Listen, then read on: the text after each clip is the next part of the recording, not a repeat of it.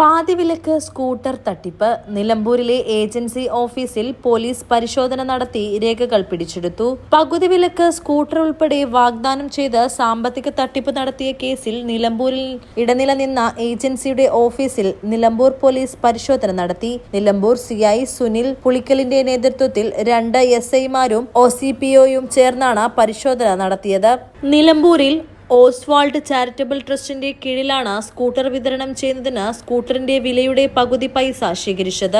ഇത് ഒരാളിൽ നിന്ന് ഏകദേശം 60,000 രൂപയും കമ്മീഷൻ വകയിൽ 3,000 രൂപയും കാർഷിക കേന്ദ്രത്തിന്റെ പേരിൽ 2,000 രൂപയും ഉൾപ്പെടെ ഒരാളിൽ നിന്നും 65,000 രൂപ വീതമാണ് വാങ്ങിയിട്ടുള്ളത്. നിലവിൽ 128 പേരിൽ നിന്നും 80 ലക്ഷം രൂപയാണ് തട്ടിയെടുത്തിട്ടുള്ളത്.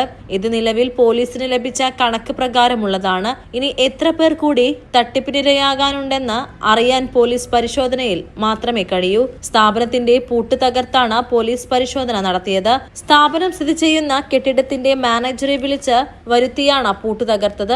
ഓഫീസിലുണ്ടായിരുന്ന കമ്പ്യൂട്ടറുകളും ബന്ധപ്പെട്ട രജിസ്റ്ററുകളും പോലീസ് പിടിച്ചെടുത്തു. കമ്പ്യൂട്ടറുകൾ വിദഗ്ധരെ ഉപയോഗിച്ച് കൂടുതൽ പരിശോധന നടത്തും. കമ്പ്യൂട്ടറിലെ രേഖകൾ കൂടി പരിശോധിക്കുമ്പോഴേ എത്ര തുകയുടെ തട്ടിപ്പാണ് നിലമ്പൂരിൽ നടന്നതെന്ന് വ്യക്തമാകൂ. പരാതികൾ വന്നതിനെ തുടർന്ന് ഏജൻസിയുടെ ഉടമ ബിനോയ് പട്ടത്തിൽ ഒളിവിലാണ്. ഇദ്ദേഹം സംസ്ഥാനം വിട്ടുപോയതായാണ് പോലീസ് സംശയിക്കുന്നത്. അതേസമയം കേസ് ക്രൈംബ്രാഞ്ച് ഏറ്റെടുക്കാനുള്ള സാധ്യതയിലേക്കും പോലീസ് വിരൽ ചൂണ്ടുന്നു. മലബാർ ടൈംസ്, മലപ്പുറം.